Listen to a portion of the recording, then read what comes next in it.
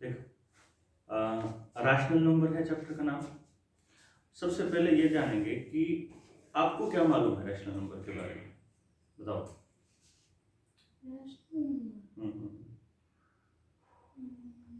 कोई आइडिया है भी क्या होता है? अगर आपके सामने एक नंबर दिया हुआ है, आपको ये फाइंड आउट करना है कि वो नंबर कैसा नंबर है। रैशनल नंबर के अलावा आपको मालूम है और कौन से नंबर्स होते हैं? Whole number, prime number, whole number, natural numbers, whole numbers. Natural number क्या होते हैं? Natural number. नेचुरल और होल नंबर में क्या फर्क होता है? होल नंबर में तो वही आते हैं 2 के जगह में होल नंबर 3 के या फिर जो भी 2 के टेबल में कंफ्यूजन है। होल नंबर्स और नेचुरल नंबर्स। देखो, आपके पास हैं होल नंबर से पहले आता है नेचुरल नंबर। मैंने जानबूझ के होल नंबर पहले बोला। Natural numbers, whole numbers, even numbers, odd numbers, integers, fractions, decimals, rational numbers and then irrational numbers. आपके सामने एक नंबर लिखा हुआ है, वो क्या क्या है, किस किस कैटेगरी में आता है, ये आप तभी बता पाओगे ना जब आपको ये मालूम हो कि उस नंबर वो किस कैटेगरी में, उसको उस कैटेगरी में क्यों रखा गया है, या वो नंबर कौन से होते हैं। अदरवाइज तो आप बता ही नहीं पाओगे। भाई जैसे मान लो मेरे को आपकी कैटेगरी बतानी है, क्या नाम है आपका? नैन्सी। अब मुझे नैन्सी ढाका को कैटेगराइज करना है बाकी दुनिया के और बच्चों से, तो पहले ये पता होगा नैन्सी के बारे में, तभी तो कैटेगराइज कर पाऊंगा। पहले कैटेगरी ये बनानी होगी कि किस कंट्री की है, तो इंडिया वालों में कनेक्ट करनी होगी, तो ये नैन्सी जो है इंडिया वालों में, अगर हमें ये मालूम होगा कि इंडिया में ये पड़ती है नैन्सी, ठीक। इंडिया के बाद जब अलग स्टेट आ जाएंगे, सारे के सारे अलग अलग स्टेट्स के लोग खड़े होंगे, बच्चे खड़े होंगे, उनमें से अगर छांटना होगा हरियाणा के बच्चे तो आपका हटना होगा। फिर हरियाणा के अंदर डिस्ट्रिक्ट्स में से छांटना होगा तो आपको छांटना होगा। फिर डिस्ट्रिक्ट्स में से फिर गांव के हिसाब से, फिर क्या पता मोहल्ले के हिसाब से, फिर कास्ट के हिसाब से, फिर उस कास्ट में भी तुम्हारे दादा की संतानों के हिसाब से, फिर तुम्हारे पापा की संतानों के हिसाब से, फिर लड़का या लड़की की कैटेगरी में कौन सा रखना है, या क्लास 7th के बच्चे अलग करने हो, इस तरह से। ये तभी तो बता पाओगे ना जब हमें उसके कैरेक्टरिस्टिक्स पता होंगे कि हम उसे किस कैटेगरी में क्यों रखते हैं। इसलिए फॉर द रिवीजन पर्पस मैं एक बार नॉर्मली बता देता हूँ। 1 से स्टार्ट होकर के और इन्फिनिटी तक जो नंबर्स होते हैं ना, उनको नेचुरल नंबर बोलते हैं, जो पूरे नंबर हैं। मतलब एक तरह से आप ये समझो कि 1 2 3 4 5 6 7 8, इनको हम बोलेंगे नेचुरल नंबर्स। इसमें अगर जीरो भी इंक्लूड हो जाए, 0 1 2 एंड इन्फिनिटी तक, इन नंबर्स को बोलते हैं होल नंबर्स, ठीक है। अगर नेगेटिव नंबर्स भी इन्वॉल्व हो जाएं तो उनको बोलते हैं इंटीजर्स। माइनस इन्फिनिटी से 0 और 0 1 2 3 से इन्फिनिटी तक ये इंटीजर्स होते हैं। जब हम होल नंबर्स के बाद अगर इवन नंबर और ऑड नंबर्स में से अगर हमें छांटने होते हैं, इवन नंबर वो होते हैं जो मल्टीपल ऑफ 2 होते हैं, 2 के मल्टीपल, यानी कि जो 2 से डिवाइड हो जाते हैं कंप्लीटली, या जिसको हम ये कहते हैं 2 की टेबल में आते हैं, ऐसा बोलते हैं। लेकिन जो 2 की टेबल में आते हैं, ये भाषा अगर इस्तेमाल करेंगे तो 2 की टेबल 20 में जाके खत्म हो जाती है नॉर्मल बच्चों के लिए, तो वो समझ लेते हैं कि शायद 20 तक के नंबरों को ही बोलते हैं इवन नंबर, तो उसको हम ऐसे नहीं बोलेंगे। हमारा जो बोलने का तरीका होगा 2 के मल्टीपल्स ऑफ 2, और 2 के मल्टीपल से एक नंबर अगला जो होगा या एक नंबर पिछला, वो इवन हो, वो ऑड होगा, सॉरी वो ऑड हो जाएगा, यानी जो 2 की टेबल में नहीं आता या जो 2 का मल्टीपल नहीं है। 3 का कोई कंसर्न नहीं है इसमें, जो तुमने बोला था ना जब मैंने शुरू में पूछा कि एक तो तुम्हारे दिमाग में डाउट था कि ये 2 के टेबल में आता है, ये 3 की टेबल में आते हैं, वो नहीं होता। सिर्फ 2 के मल्टीपल, क्योंकि जब तुम क्लास 10 में जाओगी, क्लास 8 में 9th में जाओगी, और जब तुम्हारे को वहाँ अलजबरा जब करना पड़ेगा, अलजबरा में 2 डिजिट के numbers, even numbers, whole number का एक कॉन्सेप्ट आ गया और तुम्हें अज्यूम करना है, तुम्हें मान लो इवन नंबर अज्यूम करना है वहाँ, तो तुम्हारे को ये कॉन्सेप्ट नहीं पता होगा ना, तो वहाँ तुम फिर वो अज्यूम नहीं कर पाओगे, फिर तुम्हें उस क्वेश्चन पे पर्टिकुलरली रट्टा मारना पड़ेगा। अदरवाइज तुम्हें ये मालूम होगा कि 2 के मल्टीपल का मतलब है कि उस नंबर को अगर हम फैक्टराइज करने लगेंगे तो 2 मल्टीप्लाई बाय समथिंग आएगा। बस जैसे 2 को देखना है फैक्टराइज करके 2 मल्टीप्लाई बाय 1, 50 को करना है तो 2 मल्टीप्लाई बाय 7 प्लस 1, वो इसका मतलब ऑड है।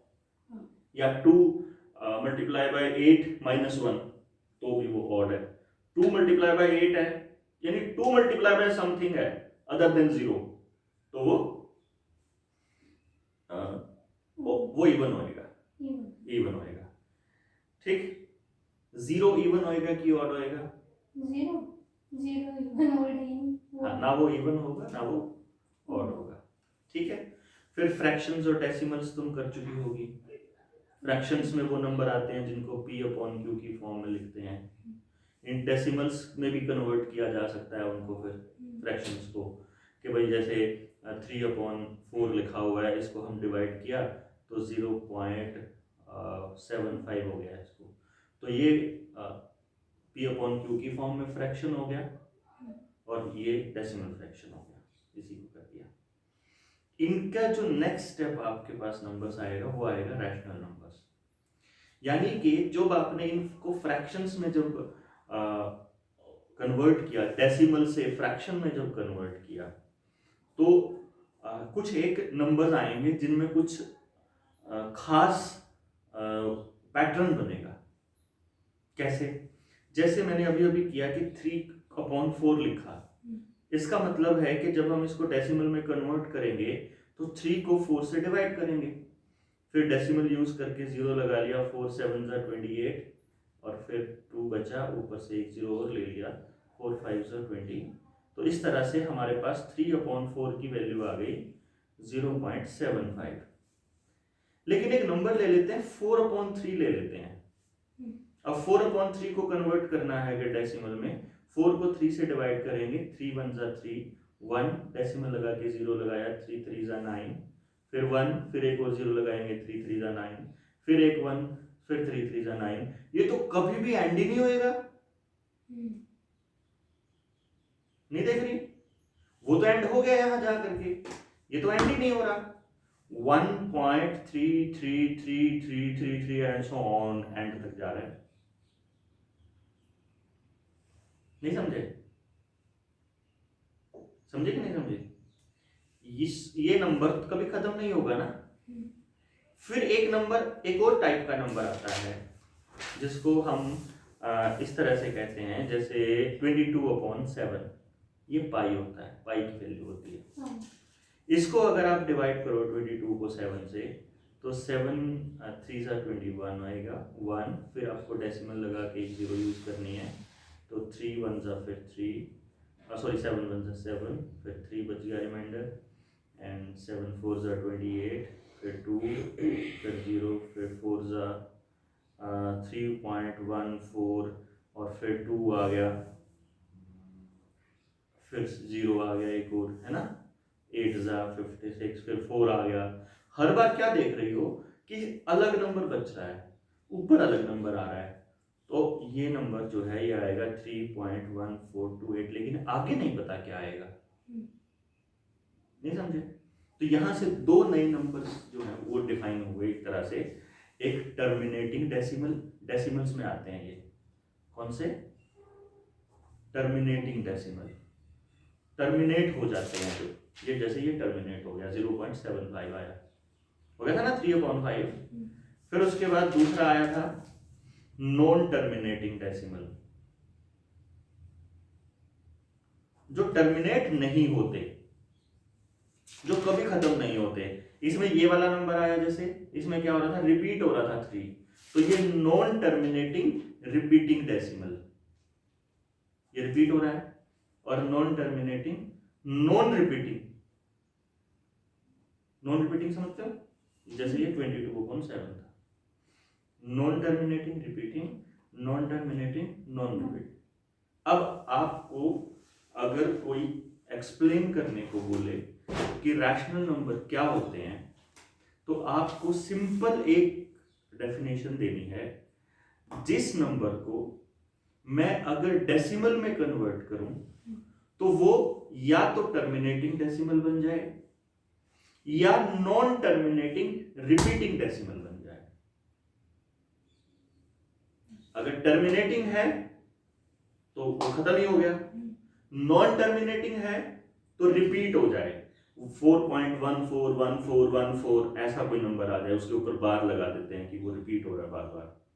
ठीक है, दूसरा हो गया नॉन टर्मिनेटिंग, ये तो हो गया नॉन टर्मिनेटिंग रिपीटिंग।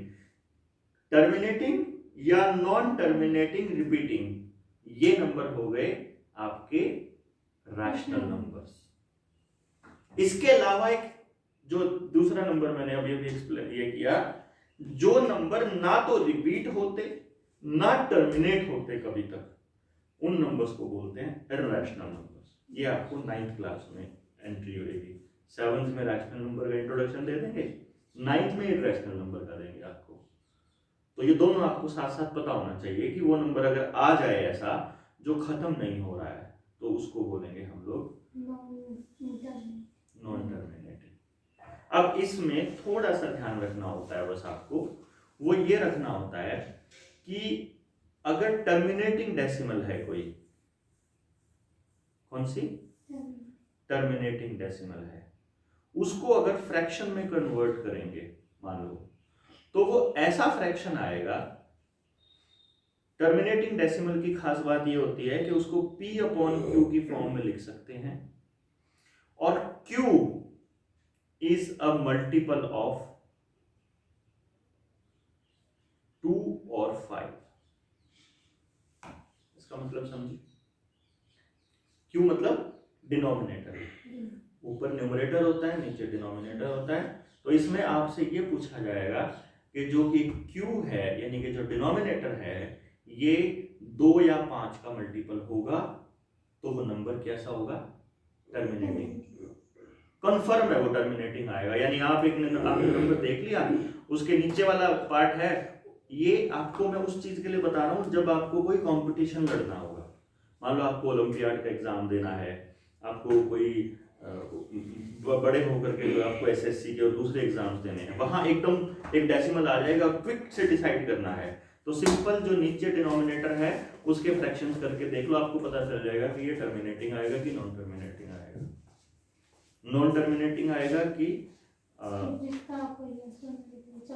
चलता ही रहे, non terminating non repeating category में भी आता है। तो इसको इस तरह से देखेंगे। तो अभी आपकी क्लास के अंदर जो है वो बहुत सिंपल से क्वेश्चंस दिए हुए हैं, जिसमें सबसे पहला सिंपल पार्ट आता है कि अगर आपको कंपैरिजन करना है, तो 2 रैशनल नंबर हैं आपको दे दिए, या 3 रैशनल नंबर दे दिए, या 4 रैशनल नंबर दे दिए, और आपने उनको कंपेयर करना है कि उनमें से सबसे छोटा कौन सा है, सबसे बड़ा कौन सा है, या सिर्फ 2 ही दे दिए और पूछा कि छोटा बड़ा कौन सा है, या तो उसमें वो ग्रेटर देन और लेस देन वाला साइन लगाना होगा, पता लग जाएगा कि भाई ये वाला कौन सा साइन आएगा इसमें से, ये तो पता ही होगा किसका साइन आता है ना। दूसरा पार्ट आता है कि अगर आपको ये पूछे कि असेंडिंग ऑर्डर में लिखो या डिसेंडिंग, बट उसके लिए सबसे पहले आपको ये पता होना चाहिए कि उनको आप कंपेयर कैसे करोगे। तो कंपेयर करने के लिए सबसे आसान, वैसे तो आपको फ्रैक्शंस में पहले सिखाया हुआ होगा, 3री 4थी 5वीं क्लास में जो फ्रैक्शंस करवाया जाता है, और 6th में भी मेरे ख्याल से होता है, तो उसमें वो करवाते हैं आपको, वो देखते हैं कि इन में से छोटा बड़ा अगर देखना है तो क्या करते हैं, डिनोमिनेटर को बराबर कर लेते हैं, इक्वेटिंग द डिनोमिनेटर वाली प्रोसेस देखिए, जब सुना इसके बारे में नहीं है, इक्वेटिंग द डिनोमिनेटर,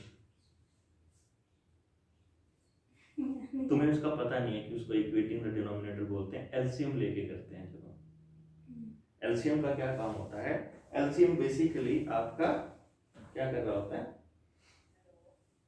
एलसीएम क्या कर रहा होता है? LCM एलसीएम उन सब के डिनोमिनेटर को सेम ले आता है। देखो ना, 3/4, 5/6 और इसी तरह से 2/3, ऐसे करके ये 2-3 नंबर हैं। इनको अगर आपने कंपेयर करना है तो पहला रास्ता ये है कि आपको या तो इनको कंपेयर सिर्फ तभी किया जा सकता है जब ये लाइक फ्रैक्शंस हो। अब बताओ लाइक फ्रैक्शंस क्या होते हैं? क्योंकि अगर मान लो आपके एग्जाम में सिर्फ इतना ही आ जाए कि इनमें से लाइक फ्रैक्शंस बताओ कौन से हैं, तो सिर्फ अगर उस वर्ड का मीनिंग नहीं पता होगा तो फिर फंस जाएगी नहीं। लाइक फ्रैक्शंस उन फ्रैक्शंस को बोलते हैं जिनके डिनोमिनेटर सेम होते हैं। जैसे अगर 2/5, 3/4, 6/5, 8/6, 3/5, इनमें से अगर आपको लाइक फ्रैक्शंस ढूंढने होंगे तो ये 3 है, 3/5, 6/5 एंड 2/5, और सिर्फ इन्हीं को कंपेयर किया जा सकता है। आप इन सबको कंपेयर नहीं कर सकते कि छोटा बड़ा कौन सा है, सिर्फ ऊपर वाला नंबर देख के कर लिया या सिर्फ नीचे वाले नंबर देख के ना। एक ही तरीका है कि 2/5, 6/5 और 3/5 में तो कंपैरिजन किया तो ये असेंडिंग ऑर्डर आ जाएगा कि 2/5, 3/5, 6/5, 5 नीचे से।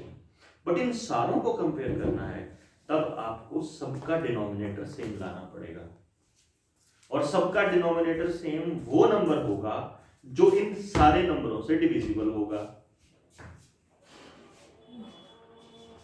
नहीं? एलसीएम की फुल फॉर्म बताओ।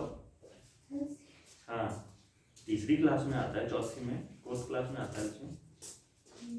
क्या फुल फॉर्म बताओ? बताओ। एलसीएम की फुल फॉर्म नहीं बताया? याद नहीं है। इसमें याद करने का क्या होता है? ये तो कॉन्सेप्ट होता है बेटा, लीस्ट कॉमन मल्टीपल। और सिर्फ least common multiple is the only way जिसकी मदद से आप इनको कंपेयर कर सकते हो। अब एलसीएम फाइंड करने के मेथड्स कौन से हैं? सारे पता है? एलसीएम फाइंड करना या वो भी दिमाग से निकले हुए हैं अभी? एलसीएम कैसे निकालते हैं?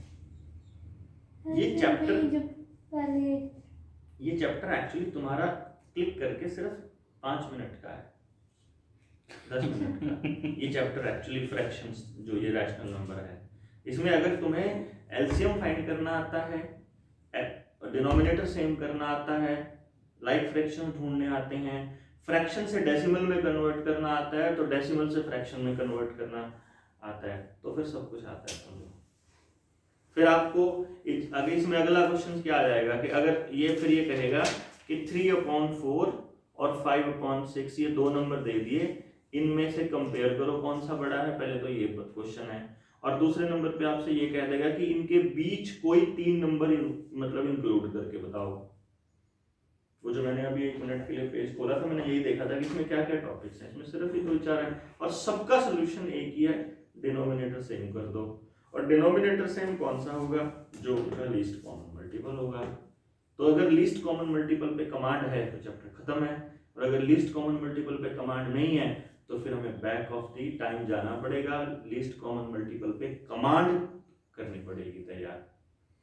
वो इतना फास्ट होना चाहिए कि तुम्हें 1 सेकंड में पता हो कि लीस्ट कॉमन मल्टीपल फाइंड कैसे करना है, चाहे नंबर छोटा हो चाहे नंबर बड़ा हो। ठीक है ना? यहाँ पे क्या करते हैं टीचर्स, मैं तुम्हें उनकी गलतियां बता देता हूँ। जैसे यहाँ एग्जाम्पल दिए होते हैं वैसे ही पापा क्या करेंगे, उसको उसी से एग्जाम्पल से देखेंगे और एग्जाम्पल में से ही तुमको करा देंगे और तुम्हें लगेगा इस मेथड से करना है। ऐसे कराते होंगे? ऐसे कराते हैं? तो मैं तो लेता हूँ ना, तो वही है जैसे लिस्ट कॉमन मल्टीपल में। लिस्ट कॉमन मल्टीपल का कॉन्सेप्ट क्यों नहीं है क्लियर? कॉन्सेप्ट क्यों नहीं है क्लियर? इसका रीजन है कि जहाँ जिस टीचर ने ये सिखाया मतलब अपना वो टाइम नहीं होता। लेकिन लिस्ट कॉमन मल्टीपल की जो बात कर रहे हो, मैं 7th क्लास में जाके समझा था इसको। हालांकि मेरे टाइम में 3rd 4th क्लास में निकालते थे, और जब मैंने वहां जाके इंग्लिश में इसको पढ़ा, क्यों नहीं है? इसने आज तक कभी समझाया ही नहीं। अब फंसेगी जब ये जिस चैप्टर पे आती है ना, इसको ये एकदम से जब मैंने एलसीएम बोला लीस्ट कॉमन मल्टीपल, तो इसको पता होना चाहिए था कि लीस्ट कॉमन मल्टीपल क्या होता है, और एचसीएफ ये क्या होता है। गलती उस टीचर की है, चाहे वो कोई भी हो। और अगर ये किताब उठा के आपके पास आ रही है तो इसका मतलब है कि आपको इसको करवा के रखना चाहिए था। आपको ये सारी की सारी किताब, जो भी टीचर है या जो भी मान लो इस वीडियो को भी देख रहा हो, मान लो फॉर एग्जांपल जब ये वीडियो बन रही है तो मैं आपको बता दूं कि जब आप एक बार आपको ये देखना पड़ेगा कि इस चैप्टर से रिलेटेड वो कौन से कॉन्सेप्ट है जो 8th क्लास में यूज होने हैं, वो कौन से हैं जो 9th में यूज होने हैं, और उन सब का मिनिमम इंट्रोडक्शन तो हमारे पास यहाँ होना चाहिए। और जो चीजें इसको क्लास 7 में चाहिए और उसका बेस अगर क्लास 5 या 6 या 4 में है तो उन क्लासों से उठा करके पहले उन पे मास्टरी करवानी पड़ेगी। अगर आपने उस पे मास्टरी कराए बिना 7th क्लास का रैशनल नंबर समझा दिया तो ये समझो कि फिर वो कच्चा रह जाएगा, वो कांसेप्ट ही क्लियर नहीं हो पाएगा, कभी नहीं होगा क्लियर, वो हमेशा आधा रह जाएगा। अगर रैशनल नंबर का कॉन्सेप्ट आधा रह गया फिर इर्रेशनल नंबर में जाके 9th में जाके फंसेगी। सारों में इर्रेशनल का कॉन्सेप्ट क्लियर नहीं हुआ तो 11th क्लास के फिर मैथ्स में वहां फंसेगी, फिर वो आगे हाँ, करता तो वो रहेगा। हम इसको वो जो बैकलॉग है वो ज्यादा बढ़ता चला जाएगा। जो टर्मिनोलॉजी पीछे की है वो कॉन्सेप्ट क्लियर हाँ। करने पड़ेंगे, जो लर्निंग आउटकम्स सिर्फ है उसका ना। नाम याद आते ही आपको ये मालूम होना चाहिए कि इनके क्या मतलब है। अभी जैसे हमारा सबसे पहला इसके अंदर क्वेश्चन है what are the rational numbers. यहाँ ये डेफिनेशन बताता है a rational number is defined as a number that can be expressed in the form of p upon q where p and q are integers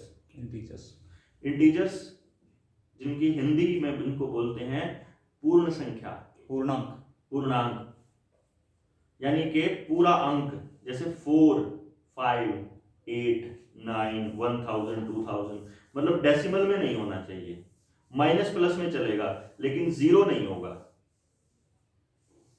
ठीक है ना बात, इन except zero नहीं होगा वो नीचे वाला नंबर।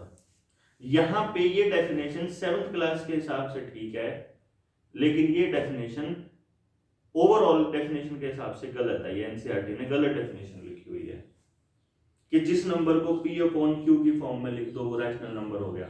नहीं, 22/7 is not a rational number, और उसको p अपॉन q की फॉर्म में लिखा हुआ है। Pi is not a rational number, a rational number. तो इसका मतलब क्या हो गया कि वो डेफिनेशन गलत है। हाँ, फिर डेफिनेशन गलत है तो मतलब बच्चों को हम गलत ही पढ़ा रहे हैं, कॉन्सेप्ट क्लियर गलत है, गलत कॉन्सेप्ट दे रहे हैं, यहीं से करप्ट करके चल रहे हैं दिमाग को। बहुत सारी चीजें गलत हैं लेकिन हमारे पास इतना वक्त नहीं है कि उनको हम उनको बता दें। ठीक है ना, समझ आया कि मतलब एक्चुअल रैशनल नंबर की डेफिनेशन ये होगी बेटा कि जिस नंबर को हम p अपॉन q की फॉर्म में लिख सकते हैं, जिस नंबर को where p and q does not have any common factor, दोनों के कॉमन फैक्टर नहीं होंगे। यानी कहने का मतलब क्या है कि जैसे मैंने लिख दिया 80/46 है, जिस नंबर को हम इस फॉर्म में लिख सकते हैं वो डेसिमल में भी लिखा जा सकता है, और जिनमें आखिर में उस फॉर्म में लेके आ सकते हैं। यानी कि 80/46 लिख दिया तो 40/23 या 40/23 की फॉर्म में लिख सकते हैं ना इसको, ये रैशनल नंबर हो गया समझ। या इसको ऐसे भी कह सकते हैं कि जो फ्रैक्शन जब डेसिमल में कन्वर्ट किया जाए तो वो या तो रिपीटिंग डेसिमल की फॉर्म में जाए या रिपीटिंग या नॉन रिपीटिंग टर्मिनेट। रिपीटिंग है तो नॉन टर्मिनेटिंग हो गया। देखो ना, दो चीजें होंगी, नॉन टर्मिनेटिंग में दो तरह के होंगे, एक रिपीट होने वाले, एक नॉन रिपीट होने वाले, नॉन रिपीटिंग, और एक टर्मिनेटिंग होंगे। तो टर्मिनेटिंग होंगे या फिर नॉन टर्मिनेटिंग रिपीटिंग होंगे, ये होंगे रैशनल नंबर। लेकिन अगर वो नॉन टर्मिनेटिंग और नॉन रिपीटिंग है वो होगा इर्रेशनल। ठीक है, तो अब इसमें क्योंकि ये वाला जो मेथड इन्होंने इस्तेमाल किया ना, सबसे पहले तो हम इसको अगर रैशनल नंबर की फॉर्म में जब किसी नंबर को हम लिखते हैं ना, तो उसमें एक चीज का हमें ध्यान रखना होता है कि डिनोमिनेटर में हम नेगेटिव नंबर को नहीं लिखते। यानी अगर कहीं ऐसा लिखा हुआ है 4/-5, कहने को तो ये नंबर फ्रैक्शन दिख रहा है ये कि भाई ये फ्रैक्शन है, लेकिन नीचे नेगेटिव माइनस है, -5 है, तो हम इसको क्या करेंगे, इसका कभी भी ना, जैसे कई लोग आपको आने वाले वक्त में भी सिखाएंगे, ये ध्यान रखना, स्कूल में टीचर भी सिखाएंगे आपको कि नीचे से ये माइनस ऊपर चला गया, या फिर ये इधर से 2 इधर चला गया। कभी सुना है? जैसे 2x = 10 है, हम कह देंगे ये 2 इधर जाके डिवाइड हो गया 10/2। अभी तो नहीं आया ना, अलजेब्रा नहीं आया, लेकिन ये इधर चला गया बोल देते हैं। ऐसा कोई रूल नहीं होता कोई नंबर ऐसे इधर से इधर चला जाए मैथ्स के अंदर स्पेशली, तो वहां पूछना है क्वेश्चन को कि कैसे चला गया, हमें एक्सप्लेन करो। उस टीचर के ना मतलब खड़ा होकर के पूछना है कि चला कैसे गया परे से परे, ऐसा कौन सा रूल है मैथमेटिक्स का जिससे उधर से उधर चला गया। और फिर उस दिन जब नहीं वो फंस जाएगा ना जब टीचर, फिर मेरे को कॉल करना, फिर बताऊंगा वो कैसे गया। मतलब टोटली गलत पढ़ा रहे हैं टीचर्स। आप किसी अलजेब्रा पढ़ाने वाले टीचर से पूछो, आप भी अगर अलजेब्रा पढ़ा रहे होगे ना, तो आपने आज तक जितने बच्चों को अलजेब्रा पढ़ाया है उसमें यही पढ़ाया है 2x = 14, ये 2 इधर जाके डिवाइड हो गया, इधर मल्टीप्लाई था इधर डिवाइड हो गया, इधर प्लस था उधर जाके माइनस, ऐसा नहीं होता। इसमें रूल्स होते हैं मैथ्स के अंदर। इसमें ये वाला रूल इस्तेमाल होगा कि अगर कोई फ्रैक्शन है, उस फ्रैक्शन को सेम नंबर को न्यूमरेटर से मल्टीप्लाई कर दें और सेम नंबर को डिनोमिनेटर से मल्टीप्लाई कर दें, तो फ्रैक्शन की वैल्यू पे कोई फर्क नहीं पड़ेगा, वो एज इट इज रहेगा। इसमें एक दूसरा जब इक्वेशन की बारी आती है, वहां लिखा होता है जैसे x = 10 लिखा हुआ है, तो यहाँ पे एक रूल है कि अगर आप दोनों इक्वेशन के दोनों तरफ लेफ्ट हैंड साइड और right hand side same operation अगर आप लगा देते हो, यानी इसको भी आप 2 से डिवाइड कर देते हो और इसको भी आप 2 से डिवाइड कर देते हो, तो आप जो है इसकी वैल्यू पे कोई फर्क नहीं पड़ेगा। 2 से डिवाइड करो, 4 से डिवाइड करो, मतलब कहने का मतलब सेम नंबर डिवाइड करोगे, सेम नंबर मल्टीप्लाई करोगे। या तो यहां जो ये लिखा हुआ था 4/-5, माइनस साइन को पॉजिटिव करने का सिर्फ एक ही तरीका है, उसको -1 से मल्टीप्लाई करना। लेकिन क्योंकि अकेले -5 को मल्टीप्लाई नहीं कर सकते, इसीलिए आपको न्यूमरेटर को भी करना पड़ेगा और डिनोमिनेटर को भी। तो एक्चुअल प्रोसेस ये है कि -1 से ऊपर मल्टीप्लाई करेंगे न्यूमरेटर में, -1 से नीचे, ऊपर मल्टीप्लाई होकर -4 बन जाएगा और नीचे ये +5 आ जाएगा। ये तो है एक्चुअल मेथड। फिर उसको तुम्हें back of the mind method यही ध्यान रखना है, असलियत में अगर कहीं लिखा हुआ है 7/-6 तो सीधा लिख दो -7/6। फिर उसमें तुम्हें सिखाने वाला अगर ये कह रहा है कि माइनस साइन ऊपर चला गया, वो गलत बोल रहा है। तुम लिख सकती हो क्योंकि तुम्हें पता है कि ये क्यों गया, लेकिन वो बोल नहीं सकता सिखाने वाला, ये ध्यान रखना। उसको करेक्ट करना है कि आप ये लाइन नहीं बोलोगे कि ये माइनस ऊपर चला गया, क्योंकि ऐसा कोई रूल नहीं होता कि माइनस ऊपर चला जाए। क्लियर ना? पॉइंट क्लियर हुआ है? नीचे डिनोमिनेटर में माइनस नहीं होगा। ठीक, फिर दूसरा इंटीजर का रूल मालूम है? अगर मैं तुम्हें कहूं कि -7 में से और -9 में से कौन सा नंबर बड़ा है? -7। हाँ, कौन सा नंबर बड़ा है मालूम है? -9। क्यों? बड़ा है ना, माइनस भी तो चलो। हाँ, इसका मतलब इंटीजर वाले कॉन्सेप्ट में भी बीच में झोल है। देखो, इसके लिए आपको नंबर लाइन को समझना पड़ेगा। मैं तुम्हें थोड़ा सा और क्लियरली बता देता हूँ। ये नंबर लाइन है, ये दोनों तरफ अनलिमिटेड एक्सटेंड हो सकती है। इधर इंफिनिटी तक जाती है राइट साइड में, पॉजिटिव इंफिनिटी तक, इधर -इंफिनिटी तक। तो एंड तो होने वाला है नहीं, कहीं भी इसका 0 ले लो, कहीं भी, इससे कोई फर्क नहीं पड़ने वाला कहाँ 0 है, क्योंकि वो सेंटर में ही होएगा। बराबर डिस्टेंस पे 1 2 3 4 ऐसे करके आप नंबर्स लिख सकते हो। ठीक है, और इस तरफ माइनस कर, और माइनस में इस तरफ लिख दो, -1 -2 -3 -4। इसका कंपैरिजन आप ये मान के कर सकते हो कि सीढ़ियां हैं और हम किसी एक सीढ़ी को 0 पे काउंट कर लेते हैं, तो उससे जितना ऊपर चढ़ते जाओगे पॉजिटिव वो बढ़ता जाएगा, और जितना नेगेटिव जाते जाओगे नीचे वो माइनस होता जाएगा, यानी घटता जाएगा। समझ आई बात? इसका मतलब कोई नंबर माइनस में जितना नंबर लाइन के लेफ्ट में होगा उतना ही छोटा होगा। हमेशा नंबर लाइन पे जब भी दो नंबर होंगे उसमें से जो राइट साइड में होगा वो नंबर बड़ा होगा हमेशा।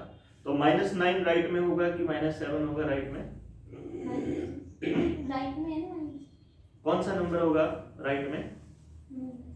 ओ सॉरी, ये दोनों नंबर लाइन पे, नंबर लाइन पे, नंबर लाइन में ये दोनों, नंबर लाइन पे -7 और -9 में से कौन से वाला लेफ्ट में होगा और कौन सा राइट में होगा? दोनों ही लेफ्ट में होंगे क्योंकि दोनों ही माइनस में। जब दो नंबर ऐसे रखे गए हैं तो एक लेफ्ट में है और एक राइट में है। दो हमारे लेफ्ट में तो दोनों है लेकिन ये दोनों एक दूसरे में अगर देखेंगे तो इसको अगर थोड़ा कंफर्म कर देता हूँ, -4, -5, -6, -7, -8, -9।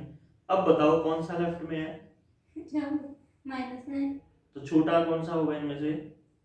छोटा -9 है? -9। समझ आई? तो तुम्हारा क्या काम करना चाहिए था जब मैं तुम्हें कह रहा था कि नंबर लाइन पे उस नंबर को देखना है, जो नंबर लेफ्ट में होगा वो छोटा होगा, जो राइट में होगा बड़ा होगा। तो अगर किसी नंबर को किसी नंबर से कंपैरिजन करनी है तो जस्ट अज्यूम कि वो नंबर लाइन पे कहां पड़ेगा। तो अब अगर मैं तुम्हें कहता हूं 0 और -5 में से कौन सा बड़ा है? तो इसे सोच के देखो, ये 0 बड़ा हो गया, समझ में आ गया? नहीं तो तुम 0 को छोटा बोलती। समझ आई बात मेरी? इसको विजुलाइज नहीं कर सकती तो इस पे बैठ के प्रैक्टिस कर। इसमें आमतौर पे टीचर क्या करता है, बच्चे को रट्टा मरवा देता है कि जो माइनस में जो छोटा होता है वो बड़ा होता है, जो बड़ा होता है वो छोटा होता है। ऐसे करके वो लाइन ही इतनी कंफ्यूजिंग होती है कि वो कंफ्यूजन में घुस जाता है। एक्चुअल इसको याद करने का तरीका एक ही है, बेस्ट है ध्यान रखने का और कॉन्सेप्ट क्लियर करने का कि नंबर लाइन पे जो नंबर राइट में होगा वो बड़ा होगा। तो तुम्हें अगर 4 नंबरों में से अगर तुम्हें को ये देखना है कि -8, -6, -4 और 4 और 2 और 3, इनको अगर नंबर लाइन पे देखना है तो सबसे इधर लेफ्ट में आएगा -8, फिर -6, फिर -4, फिर 2, फिर 3 और फिर 4। हो गया असेंडिंग ऑर्डर। नंबर लाइन हमेशा असेंडिंग ऑर्डर में होती है, छोटे से बड़े तक चलती है, -∞ से इन्फिनिटी। असेंडिंग डिसेंडिंग का कॉन्सेप्ट पता है या उसमें भी डाउट है अभी? क्या डिसेंडिंग ऑर्डर कौन सा होता है? कंफ्यूजन नहीं होना, वही तो कंफ्यूजन दूर करना है। इसीलिए मैंने पूछा था कि कंसेप्ट क्लियर है, नहीं है तो बताओ, फिर मैं तुम्हें उसको याद करने का तरीका बताऊंगा। असेंडिंग डिसेंडिंग, इसको याद करने के लिए एक याद रख लो, चाहे कोई सा भी रख लो, और मेरी प्रेफरेंस है असेंडिंग याद रख लो। असेंडिंग इसलिए ए से स्टार्ट हुआ है, सारे नंबर ए के बाद, यानी कि ए से स्टार्ट होना, छोटे से स्टार्ट होना है। असेंडिंग ऑर्डर मतलब असेंडिंग, असेंड करना, ऊपर चढ़ना, बढ़ते करना। असेंड का मतलब होता है ऊपर चढ़ना, यानी कि असेंडिंग ऑर्डर, ऊपर चढ़ता हुआ क्रम। समझ गए? तो उसमें सबसे पहले कौन सा नंबर आएगा फिर असेंडिंग ऑर्डर में? 0 मतलब छोटा। यू मीन टू, यहाँ पे इसको थोड़ा और बड़ा कर देंगे, सबसे छोटा जितने नंबर दिए हुए हैं। ना ना ना ना, जितने जो नंबर दिए हुए हैं उनमें से होता है हमेशा। अगर आपको कोई ये कह दे कि सबसे छोटा नंबर बताओ तो तुम्हारा जवाब क्या होगा? बताना सबसे छोटा नंबर क्या होगा? 0 ना, उससे छोटे और हैं, -1 है तो हाँ, तो उससे छोटा नहीं है। ये नंबर लाइन पे देख लो ना, जो इधर है सबसे इधर है, सारे छोटे हैं, उससे आगे नहीं आ सकता। उससे आगे तो वो लिखा होगा ना, वो नहीं लिखा तो क्या आ नहीं सकता? तो -15 -16 वो भी तो कौन सा आएगा फिर सबसे आखिर में? 900 इन्फिनिटी। 100 से बड़ा छोटा नहीं हो सकता। कर दो। कर लो नहीं बेटा, इसको समझना है। जिस प्रकार से सबसे बड़ा नंबर पॉसिबल नहीं है, उसी तरह से सबसे छोटा नंबर भी पॉसिबल नहीं है। तो जब मैं ये कह रहा हूं कि असेंडिंग ऑर्डर में सबसे छोटा नंबर पहले आएगा, इसका ये मतलब नहीं है कि दुनिया का सबसे छोटा नंबर पहले आएगा। इसका ये मतलब है कि जिन नंबरों का तुमने ऑर्डर देना है उन नंबरों में सबसे छोटा। समझी? तो अब अगर मान लो मैं जैसे कि बात कर रहे थे अभी, हम 2 नंबर ले लिए हमने, 5/-7, एक नंबर ले लिया 6/-5, एक ले लिया -2/9। अब इन नंबर्स को अगर आपने ये बताना है कि इसमें से इनको सबसे पहले तो आप रैशनल नंबर की फॉर्म में लिखो, अगर ऐसे कोई बोल दे तो सीधा सा इसका मतलब है -5/7 -6/5 -2/9। ठीक है, ये हो जाएगा। क्लियर? अब अगर जैसे मैंने अभी थोड़ी देर पहले ये नंबर्स लिए थे 3/4, 5/6 और 2/3, 3/4, 5/6 और 2/3, इन नंबर्स को अगर आपने पहले तो ये क्वेश्चन है कि इनमें से सबसे छोटा बताओ, सबसे बड़ा बताओ। फिर क्वेश्चन ये है कि इनको नंबर लाइन पे बताओ। फिर क्वेश्चन ये है कि इनका असेंडिंग ऑर्डर बता दो। तो ये सारे अगर आ गए तो सारा का सारा मैथ्स आ जाएगा। नंबर लाइन के कॉन्सेप्ट पे भी आपको क्लैरिटी चाहिएगी, है ना, और फिर फ्रैक्शन वाले पे भी क्लैरिटी चाहिएगी। अब यहाँ आपका अगला काम है एलसीएम से रिलेटेड क्वेश्चंस की प्रैक्टिस करना। ये आपको देने हैं, इसको बुक उठानी है और फ्रैक्शन वाले मिनिमम ये समझो कि 50-100 क्वेश्चन इसको दे देने हैं। बिल्कुल बिल्कुल। ये उसको बैठ के करेगी, उस पर मास्टरी हो जाएगी। देखो, अगर तुम्हारे को लीस्ट कॉमन मल्टीपल और हाईएस्ट कॉमन फैक्टर अगर इनमें कंफ्यूजन है तो 50-50, 100-100 क्वेश्चंस करके उनका वो जो कंफ्यूजन है वो दूर करना है। सबसे पहले कंफ्यूजन दूर करने के बाद फिर तुम्हारी मास्टरी हो जाएगी। तो जब तुम इन क्वेश्चंस को करोगी तो क्विक करोगी, नहीं तो जो इनका बेसिक कॉन्सेप्ट है ना वो समझ में नहीं आएगा और तुम उलझी पड़ी रहोगी एलसीएम पे। आमतौर पे जो बच्चे को मैथ्स में दिक्कत आती है ना बड़े होने के बाद, जब तुम बड़ी क्लास में जाओगे, तो उसका सबसे बड़ा कारण ये होता है कि वो एक्चुअल प्रॉब्लम तक तो पहुंच ही नहीं पा रहा, उससे पहले के शब्दावली में ही घुस रहा है।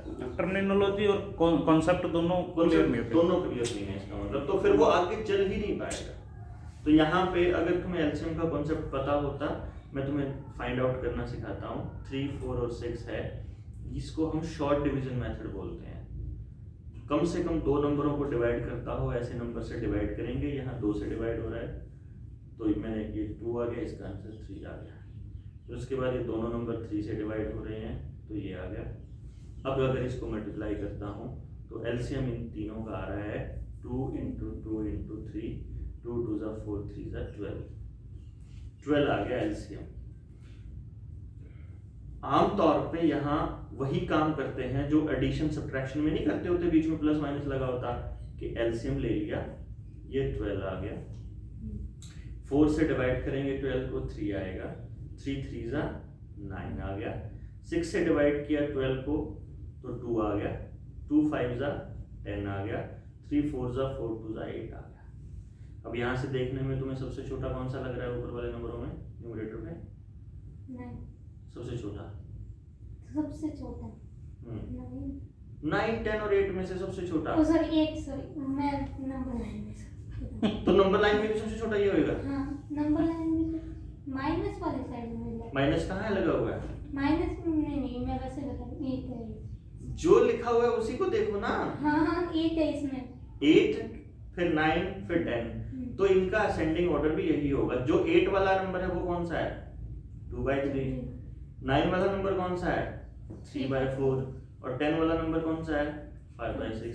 इसका मतलब अगर मैं इसका असेंडिंग ऑर्डर बताऊंगा आपको तो फिर मैं ये कहूंगा 2/3, 3/4 और 5/6। This will be the ascending order. अगर यहाँ डिसेंडिंग ऑर्डर बताना हो तो फिर क्या बताओगी? हाँ,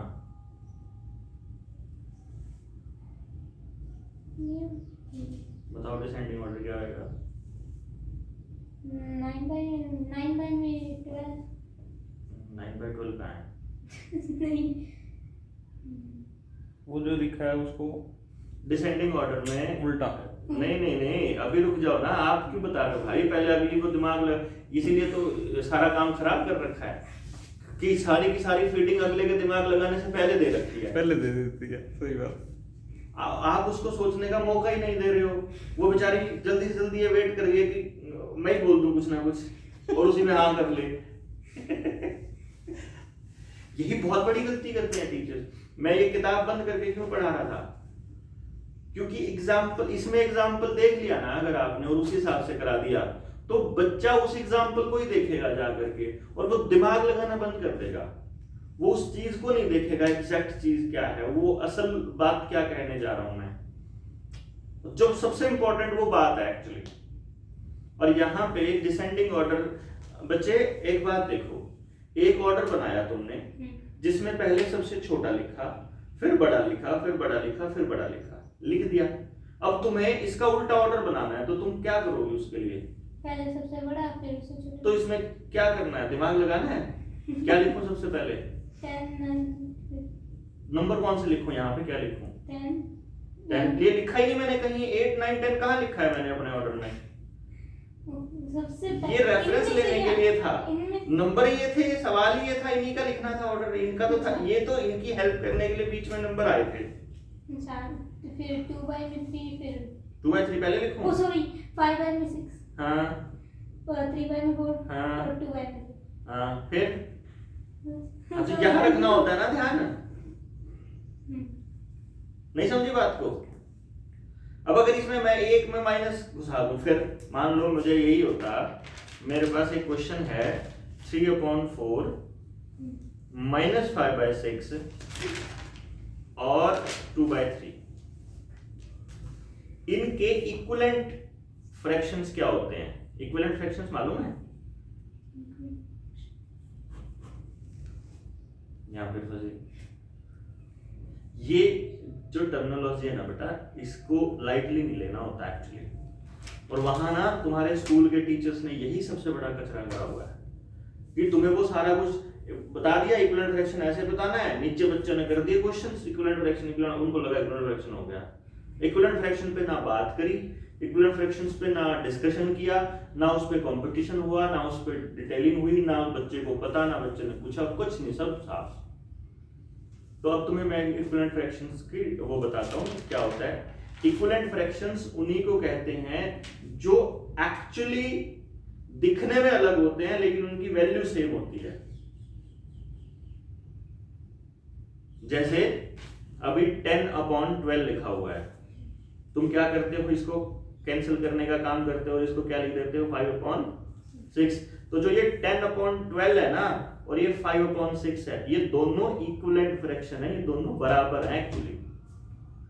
इसको कहते हैं इक्विवेलेंट फ्रैक्शन। दिख तो अलग अलग रहे हैं ना ये।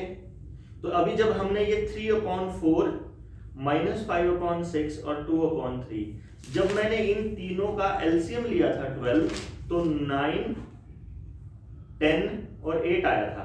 अब क्योंकि यहां माइनस साइन एक्स्ट्रा आ गया तो यहां पे माइनस आ जाएगा। नहीं समझ आएगी? ये माइनस आ गया ना आपकी बात, ये -10 हो जाएगा। माइनस तो है ना, ये गायब थोड़ी हो जाएगा। इसका मतलब जो 3/9 है ना, 3/4 है सॉरी, इसका जो इक्विवेलेंट फ्रैक्शन है वो 9/12 है। नहीं समझी जो तुम कह रही थी पीछे, इस 9 को ले रही थी? 9/12 ये 3/9 के नाम का है ना, ये दोनों इक्वल है। और ये जो 5/6 है इसका इक्विवेलेंट फ्रैक्शन 10/12 है। माइनस है तो माइनस आ जाएगा। और जो 2/3 है इसका इक्विवेलेंट फ्रैक्शन 8/12 है। इसीलिए मैं इनको कंपेयर कर सकता हूं क्योंकि ये 9/12 माइनस 10/12 और 8/12 ये तीनों के तीनों डिनोमिनेटर सेम है, इसीलिए ये लाइक फ्रैक्शंस बोलेंगे। और अगर वो लाइक फ्रैक्शंस होते हैं तो ही आप उनको कंपेयर कर सकते हो, अदरवाइज आप कंपेयर भी नहीं कर सकते। मैंने बोला ना, कंपेयर करने के लिए बराबरी होनी जरूरी है। तुम्हारी बराबरी तुम्हारे पापा से करने लग जाओ, नहीं होगी। एक भाई तुम्हारी बराबरी किससे होगी कि तुम्हारा अगर कंपटीशन कराना है, तुम्हारी जितनी उम्र हो, तुम्हारी क्लास में पढ़ते हो, तो इसलिए तो तुम्हारा कंपटीशन 9th वाले बच्चों के साथ नहीं होता ना, तुम्हारी 7th वालों के साथ ही होता है। समझी? तो ये कंपटीशन कंपैरिजन है एक तरह से। अब इसमें मुझे सबसे छोटा नंबर बताओ।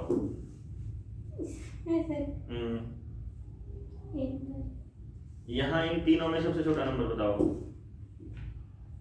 9 -10 और 8 में से। -10। हाँ, फिर 8 पे दिमाग सॉरी, घुसा। पहले नहीं, इतना ही ध्यान से 9 को देखना है, इतना ही ध्यान से -10 को देख, ये साइन इतना ही इंपॉर्टेंट है। इसका मतलब सबसे छोटा नंबर अब हो जाएगा -10, उससे बड़ा नंबर कौन सा आएगा? 9 और उससे बड़ा सॉरी 8 आएगा हाँ। फिर 9। समझ गई? तो अगर मुझे इनको अगर असेंडिंग ऑर्डर में लिखना होगा तो पहले किसको लिखूं मैं? असेंडिंग ऑर्डर पहले कौन सा लिखूं बता? पहले 2/3। सबसे छोटा 8 है। ओ सॉरी ये उनमें से क्या मैं 8 तो इसका ही तो हाँ इक्विवेलेंट है, 8 8 ही है। अभी बोल रही थी -10 है। सॉरी मैं कंफ्यूज क्यों हो रही है? कौन सा है सबसे छोटा? -10 -10 है, तो कौन सा लिखूं नंबर वहां? -10 तो लिखना ही नहीं है, हमें तो इनका लिखना है असेंडिंग ऑर्डर। तो इनका असेंडिंग ऑर्डर 5/6 माइनस का क्यों छोड़ रही है साइन? माइनस हाँ माइनस -5/6। अब 3/4 वो तो 9 है। सॉरी 2/3 इनको भी देखना है साथ में। तो और क्या देखेगी फिर तुम? और 3/4 और क्या देखेगी पुत्र? समझी कि नहीं आई अभी समझ? ये इसके ऊपर अभी तुम्हें किस चीज पे फोकस करना है? पहले तुम्हारा जो अभी जो तुम्हारा टास्क बचता है वो बचता है नंबर लाइन, फिर अगला नंबर इंटीजर्स, फिर फ्रैक्शंस और एलसीएम और एचसीएफ। ये क्लास 4th और क्लास 5th की किताब में मिलेंगे तुम्हें, वहां से मास्टरी कर पहले, और तब फ्रैक्शन समझने आना। फ्रैक्शन समझेगी तो क्लिक करके समझ में आ जाएगा, अगर डायरेक्ट फ्रैक्शन करेगी तो कुछ भी पल्ले नहीं पड़ेगा। नहीं समझी? फिर तुम्हें क्वेश्चंस करने तो आ जाएंगे, मैथ समझ में नहीं आएगा। दोनों में बहुत फर्क है, मैथमेटिक्स समझने में और क्वेश्चन समझने में बहुत फर्क होता है। फिर तो तुम्हारे लिए ये नंबर लाइन के ऊपर नंबर बताना और फिर इनको कंपेयर करना, ये देखो सेम नंबर तो है इसमें, अगर तुम आओगे ना तो बिल्कुल सेम डिटो तरीके से दिया हुआ है। समझी? है तुम्हारे पास क्लास 4-5 का बुक? नहीं है? मेरे को पता हो तो तुम्हें ले आया था मेरे पास पढ़ी।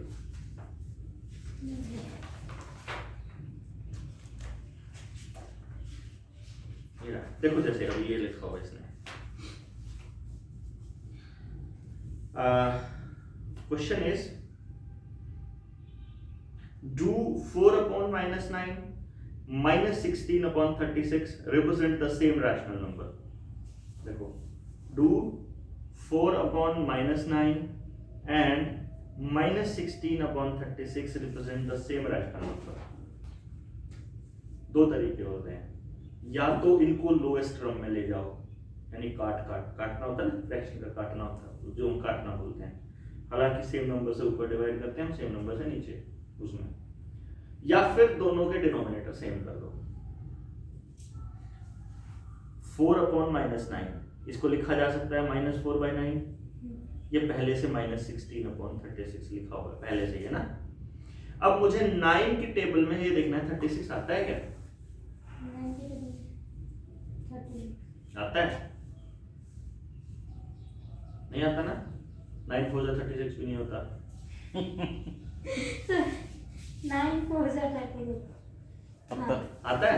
कहाँ पे आता है? 4 पे आता है ना। इसका मतलब अगर आप इसको 4 से मल्टीप्लाई कर दो तो नीचे बराबर हो जाएगा भाई, इसके भी 4 से मल्टीप्लाई कर दोगे 36 आ जाएगा। लेकिन क्योंकि मैंने बोला था कि आप ऐसे नहीं मल्टीप्लाई कर सकते, लेकिन न्यूमरेटर और डिनोमिनेटर को दोनों को कर सकते हो, तो 4 से ऊपर मल्टीप्लाई कर दो और 4 से नीचे, तो ऊपर क्या बन गया नंबर यहाँ पे?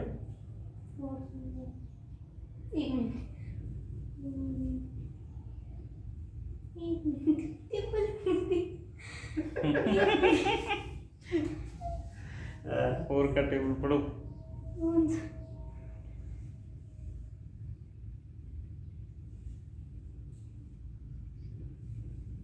4 4 सा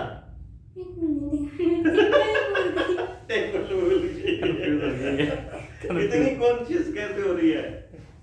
ये घबरा गई अब। घबराती क्यों है? नहीं कोई बात नहीं, घबरा सुनते। चल 2 की टेबल सुना। इसमें घबराने की कोई बात नहीं, क्योंकि प्रधानमंत्री को भी 3 का टेबल नहीं आता। तो कोई टेंशन नहीं है, 3 से तो बड़ा ही होता है 4। 4 4 जा 16 ही होता है। चलो मैं बता देता हूँ अभी के लिए, बाद में याद कर लेना। 4 3 जा 12 होता है और 4 4 जा 16 भी होता है। इतनी देर में तो जोड़ जोड़ के कर लेती कि 4 और 4 8 हो गया, 4 और 4 8 हो गया, 8 हो गया, 8 और 4 12 हो गया, 12 और 4 16, अरे 4 हो गया 16 -16 अपॉन 36 हो गया। और ये कितना है? -16 अपॉन 36, दोनों सेम नंबर हैं। इसका मतलब ये दोनों के दोनों सेम नंबर को रिप्रेजेंट कर रहे हैं। Yes, these numbers are representing the same number। अब इसमें कंपेयर करना हो, छोटा बड़ा बताना हो, अगर मैं तुम्हें कहूँ इन दोनों में से छोटा कौन सा और बड़ा कौन सा, बताओ कौन सा आएगा? छोटा। हाँ, ये छोटा है ना?